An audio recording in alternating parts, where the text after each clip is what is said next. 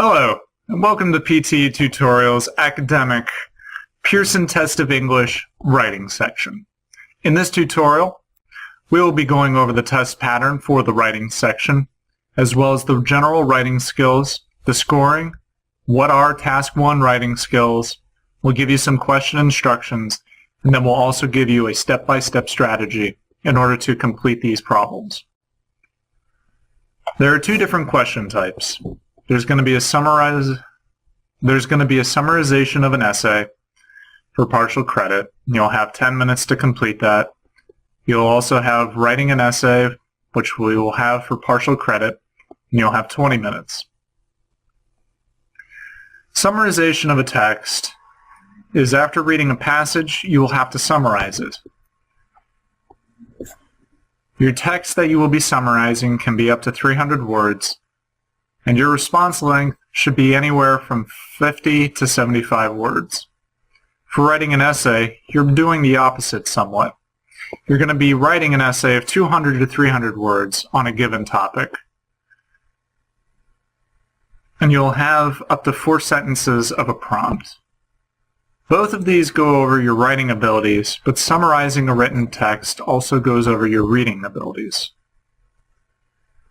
In order to write a better essay, you should be familiar with these different kinds of skills. You should know how to write for a purpose, and you should stick to that purpose. If you have an opinion or stating an opinion, you should back it up with examples and reasons. You should also have a logical organization of your sentences and paragraphs. The structure should basically go for that purpose that you're writing for. You also need to be able to write a complex essay with complex ideas and still have it be understandable. You should also be able to take in information and give somebody a brief summary about what was given. You also need to be able to write this essay under time conditions because you will not have much time to complete them. You'll also have to use correct grammar, spelling, mechanics, words, and phrases in the appropriate context. You will also need to identify the main idea of the essay that you're writing or reading, trying to summarize.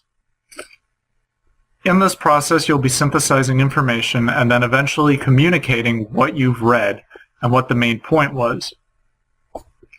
You should stick to the strict length requirements. You shouldn't go under 50 words, nor should you go above 75 for writing a summary. And then for writing an essay, you should be around 200 to 300 words. And again, you'll have to write under time conditions because you do not have all the time. We'll be scoring you based on the content, the form, and the grammar and vocabulary. The content is essentially, are you talking about what we want you to be talking about? The form is whether or not you're using the appropriate format of giving either the 50 to 75 words or the 200 to 300 words. Obviously, grammar is grammar and vocabulary is vocabulary. You have to use the appropriate grammar and vocabulary in whatever you're writing. Task 1 writing is where you're summarizing a written text, and that's an integrated skills item because you have to read and also write. For the reading portion, you'll have to read the passage under time conditions. You should be identifying what the style, tone, attitude, or purpose of the writer is, and then also be able to comprehend the concrete and abstract information.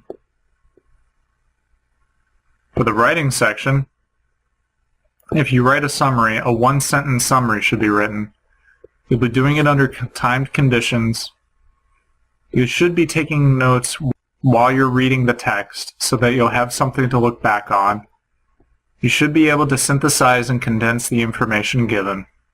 You'll need to communicate the main points.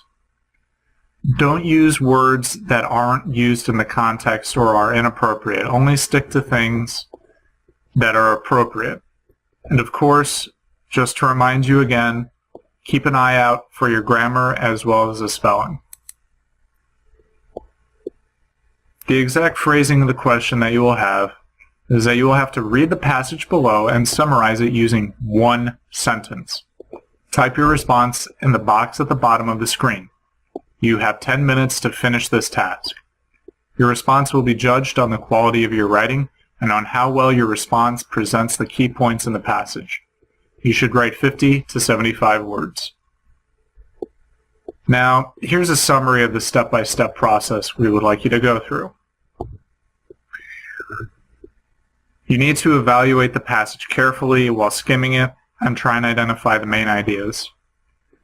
See if there's any key words that come up, and then also make a note of the main ideas and the recurring keywords in your notes. For your sentence, you should be able to take your notes and formulate something. Make sure again that you're using grammatical structure. Double check what you've written is between 50 to 75 words. You can use a variety of punctuation marks to summarize, but remember, in any sentence, there's only ever one period. Also, don't just copy words from the passage, use synonyms. If you're just copying, that's not actually a summary. That's called copying. And then also check your spellings after you've done it, and then revise your answer if you think there's a typo or there's a better way of putting things. Here's an example.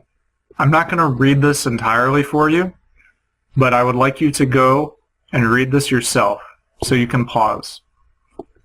If you're also interested in further information, the source is included at the bottom. So some notes that we could have taken are that from the passage 1, you have the main idea is the creation of the beanbag, when it was created in 1969, and what it was called. You can also look at the main idea, as well as the history of the beanbag and what materials were used. And then in passage 3, what the main idea was launching a beanbag, and it's popular, and its first chair to move. Compare these notes with your own. There's no exact right answer. However, there are multiple answers. Now here's our sample summary. Yours can be somewhat different. However, this is what we came up with. Yours can be equally valid too.